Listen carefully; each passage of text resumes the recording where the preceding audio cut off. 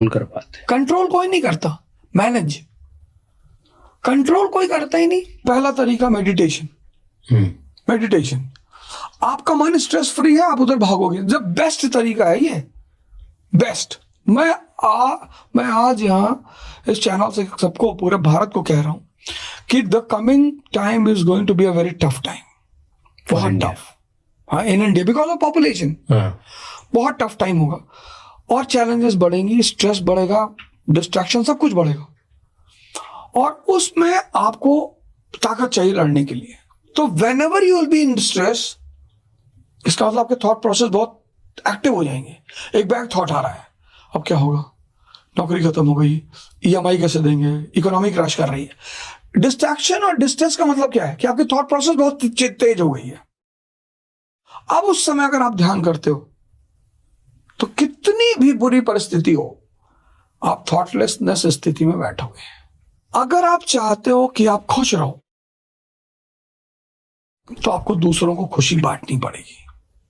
मुझे तो लगता है कपिल शर्मा वैसे ही मस्त रहता होगा दिन भर। जो बंदा दूसरों को हंसा रहा है, आज लोगों ने दूसरों को हंसाना छोड़ दिया है। अगर आप किसी को हंसा रहे हो तो उससे पहले तो आपको हंसना होगा।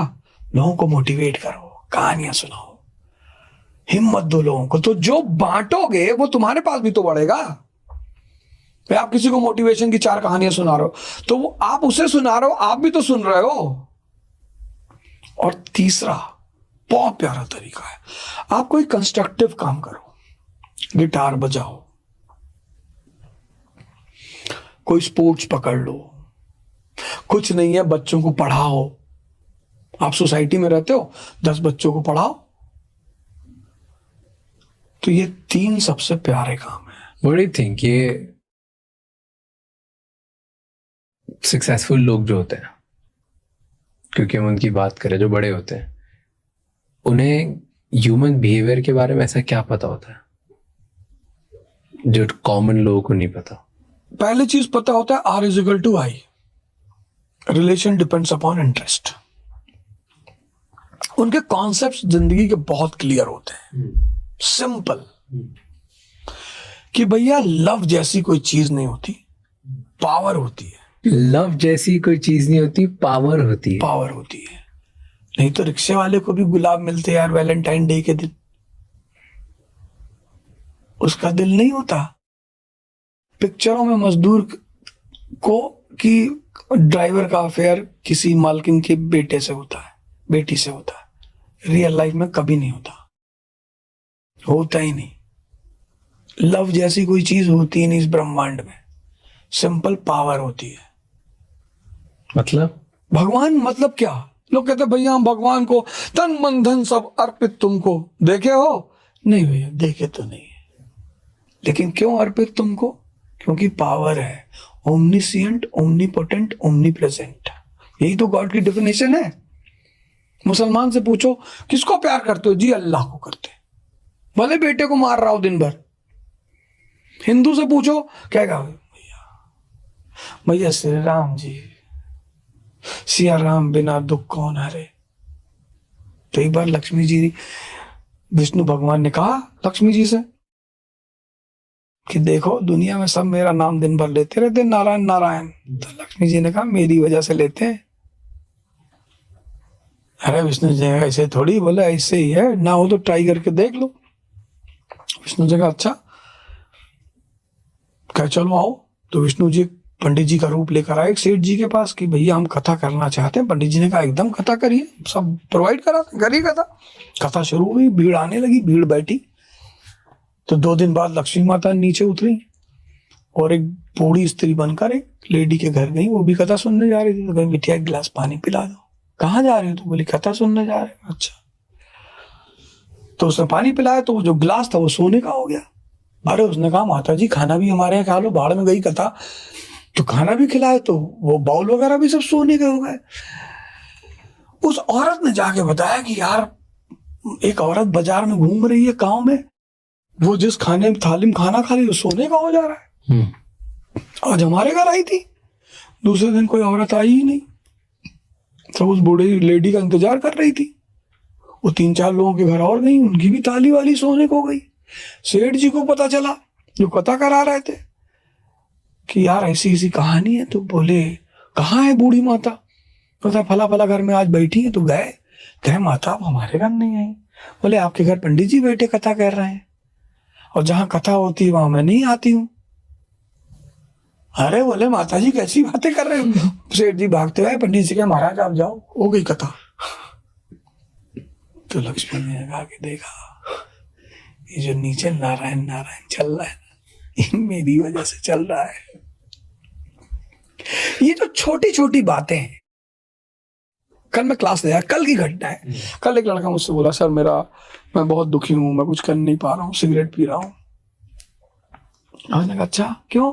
कहा मेरी गर्लफ्रेंड चली गई। मैंने कहा दूसरी बना ले। अरे सर ऐसे कैसे? मैंने कहा तेरा प्यार अभी तेरे पास है ना? हाँ है, दूसरे को दे दे। तेरा प्यार खत्म हो गया हो तो बात ही खत्म हो गई। वो चले गई, जा रहे, वो तुझे मैसेज देके गई कि तू कमजोर आदमी है। ताकतवर आदमी को कौन छोड़ता है? हमेशा कमजोर लोग छोड़े जाते हैं, ताकतवर आदमी को कोई नहीं छोड़ता। ये दिखाई पड़ने वाली चीजें हैं, ये रोने की चीजें हैं, ये दिखाई पड़ती हैं चीजें। क्यों इतना परेशान होना, क्यों इतना टेंशन लेना?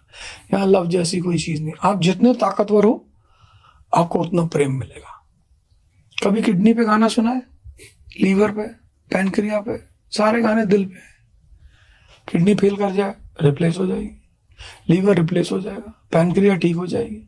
लेकिन अगर हार्ट फेल किया तो आदमी खत्म। जिसकी जितनी यूटिलिटी उसकी उतनी कीमत। सिंपल। तो प्यार उसी से होगा जो पावरफुल है। सिंपल। तो पावरलेस लोगों की वैल्यू नहीं है कुछ। हाँ कुछ नहीं, उनके साथ तो लोग सिंपैथी करते हैं कि भैया बेचारा। तो जो पावरफुल है वही अट्रैक्ट कर पाएगा। पावर से लोग जुड़ना चाहते हैं ना, पावर आनंद है। हाँ मतलब बॉयफ्रेंड गर्लफ्रेंड वही बनेंगे जो जिससे आपको लगता है कि ये मेरे बराबर या मेरे लेवल को बढ़ाता है। भाई अगर वो वैस्प जो होता है, येलो कलर का होता है ना वैस्प, तो जब वो घर में हाइव लगाता है लोग तोड़ देते हैं क्योंकि वो स्टिंग करता है। जब मधुमक्खी हाइव लगाती है लोग रहने देते हैं। स्टिंग वो भी करती है लेकिन वो शहद देती है। तो जहां शहद बहेगा वो स्टिंग भी मारेगा तो लोग बर्दाश्त करेंगे। ये छोटे छोटे कॉन्सेप्ट। जेन्युइनली फील बिना पावर, बिना गिव एंड टेक, बिना पैसे के कोई रिश्ता नहीं बनेगा। अगर होता रिश्ता तो वृद्धा आश्रम में कौन पड़ा हुआ है जिनकी लाइफ की यूटिलिटी खत्म हो गई? आज जो ओल्ड एज होम है उसमें कौन लोग हैं जिनका अब कोई यूज नहीं रहा घर में? भाई गवर्नमेंट ने कहा कि अगर हाउस 80+ के आदमी के नाम पे है तो हम हाउस टैक्स नहीं लेंगे। तो वो स्टेप क्या था कि लोगों को ओल्ड एज होम जाने से बचाओ, इनकी यूटिलिटी बढ़ाओ। अगर किसी आदमी को 10 लाख रुपए महीने पेंशन मिलती हो, कौन बच्चा उसे जाके ओल्ड एज होम में छोड़ के आएगा? Old age home is a place which shows you कि if you lose your utility in your life, your game is over. तो एक नॉर्मल 20-year-old कैसे कर सकता है पावर जनरेट? पावर का मतलब यह है कि आपका सबसे पहला टारगेट ये होना चाहिए कि आपका मन आपका गुलाम होना चाहिए। ये पावर का पहला अनब्रेकेबल लॉ है। अगर आप उसके गुलाम हो तो आप नौकर हो। मालिक कौन? जो खुद को डिसिप्लिन रखना जानता हो। और नौकर कौन? जिसको जबरदस्ती डिसिप्लिन रखा जाता है। और जिंदगी बंधी हुई है मन से, और मन का सबसे प्यारा फीचर है डिसिप्लिन। ये जो शब्द है डिसिप्लिन, इसीलिए स्कूल का सबसे प्यारा पार्ट है diary and discipline. But once people come out of the school they leave both the things.